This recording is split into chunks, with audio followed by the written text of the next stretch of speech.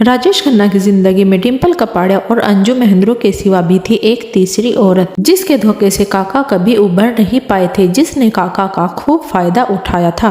काका उसे अपने बेहद करीब मानते थे। कहा जाता है यह लेडी हीरोइन बनने का सपना लेकर आई थी। यूँ तो यह दिलीप कुमार की दीवानी थी, लेकिन राजेश खन्ना के साथ काफी नजदीकियां थी। लेकिन एक रात जब काका और उनके दोस्त ड्रिंक कर रहे थे तो वह महिला काका के साथ ही उनके घर पर मौजूद थी और उस रात काका की नशे की हालत का फायदा उठाते हुए उस महिला ने ऐसा धोखा दिया जिससे काका कभी उभर नहीं पाए थे। यह महिला कोई और नहीं बल्कि देवयानी चौबल थी, जो पेशे से एक पत्रकार थी। सिनेमा की दुनिया में गॉसिप पत्रकारिता का चलन देवयानी ही लेकर आई थी।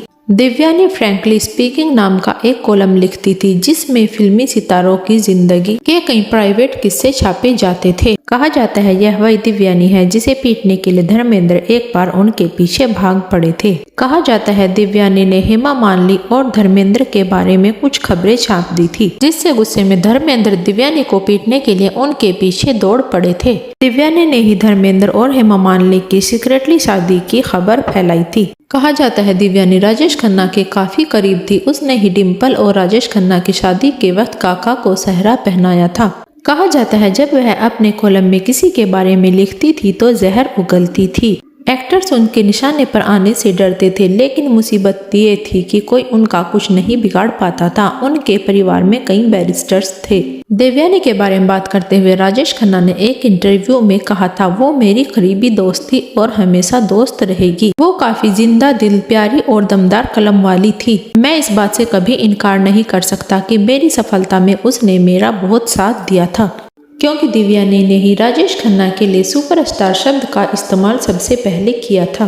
राजेश खन्ना ने बताया, लेकिन सब बर्बाद हो गया जब एक दिन देवी मेरे और मेरे कुछ करीबी दोस्तों के साथ मेरे घर पर थी। हम सब ड्रिंक कर रहे थे और अपनी निजी जिंदगी की बातें शेयर कर रहे थे। अगले हफ्ते जब मैंने देखा ये सब उनके कॉलम में लिखा हुआ था।